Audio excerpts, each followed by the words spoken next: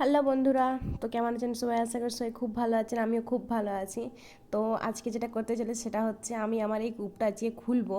তো এটার মধ্যে দেখবো যে আমার কত টাকা জমা হয়েছে, তার কারণ এই কূপটাতে আমি অনেক দিন ধরে একটু একটু করে পয়সা জমাচ্ছি। আর এই দেখো কূপটা, এই কূপটা হচ্ছে গিয়ে এই প্রথমবারেই খুলছি, আর যেটা টাকাগুলো বের করবো সেটা হচ্ছে এটার সাহায্যে। আর এই কূপটা দেখছো না, এটা মানে ছিল বেশ, তখন এটা কাটা করাইছি, তার কারণ যখন থাকবে না আমার তো প্রয়োজন হবে তখন খুলবো। এই জন্য এটা আগেই আনার পরে আমি কাটা করাইছিলাম, কিন্তু তখন কোনোদিন টাকা বের করিনি। কিন্তু দেখো এটাতে একটা হাতে করে বের করছি না, কোনো খুব অসুবিধা হচ্ছিলো, একটা করে একটা হাতে করে বের করানো যাচ্ছিল না। তো এটা টোটাল পয়সা হয়েছে আমার এতদূর পর্যন্ত, কয়েন যেগুলো জমা করেছি চোখটা পর্যন্ত হয়েছে। তো আমাকে বলছে যে পুরোটা ভরে যাক তারপরে, কিন্তু কেক শুনে কার কথা। তো আমার অর্ধেকগুলো টাকা বের করানো হয়ে গেছে, দেখো। আর এই দেখো এটা আরও বের করছি, অনেকগুলো আছে এখনও। তো একটা হাতে আমার হচ্ছিল না ঠিকঠাক বের করানোর। তো তার জন্য এবার আমি ফোনটা রেখে দিয়ে টাকাগুলো বের করব। তো এই দেখো আমার ফাইনালি সব টাকাগুলো বের করানো হয়ে গেছে। তো আর এইখানে দেখো আমার কূপটা একদম ফাঁকা হয়ে গেছে। তো কূপ তো ফাঁকা করে রাখতে নেই, তার জন্য কূপে আমি কিছু টাকা রেখে দেবো, রেখে আবার সেই প্রথমের মতো ওই চিপটা লাগিয়ে রেখে দেবো, যাতে টাকাগুলো পরে পুরার সময় যেমন না নিচ দিকে থেকে বেরিয়ে যায়। আর এই দেখো এখানে হয়েছে আমার এতগুলো কয়েন। তো এবার এগুলো থেকে আমাকে আলাদা করতে হবে, যে এইগুলোর থেকে 5 টাকার কয়েনগুলো, 2 টাকারগুলো, 1 টাকারগুলো, 10 টাকারগুলো সব আলাদা করতে হবে।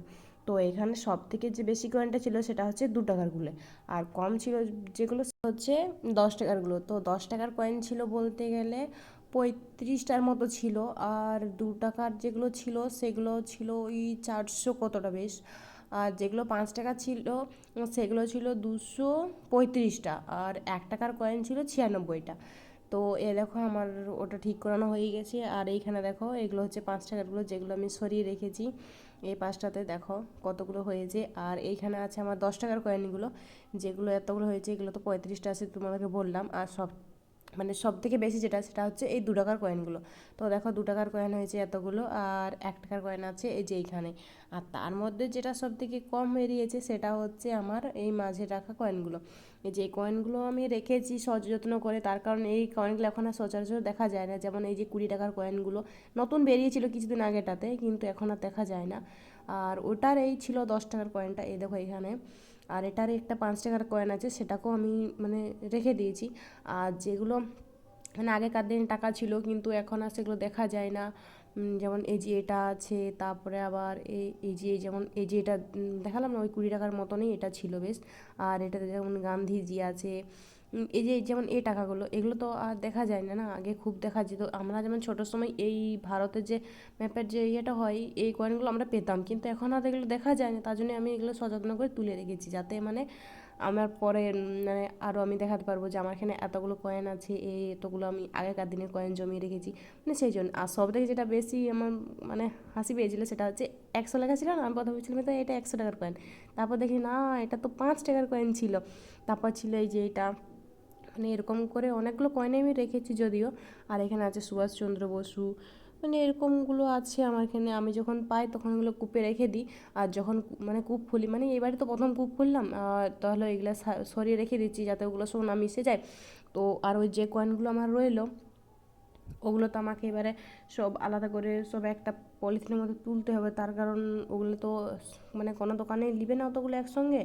তো আমাকে সবার প্রথম ওগুলো হচ্ছে ব্যাংকে গিয়ে একসঙ্গে সব নোট করতে হবে।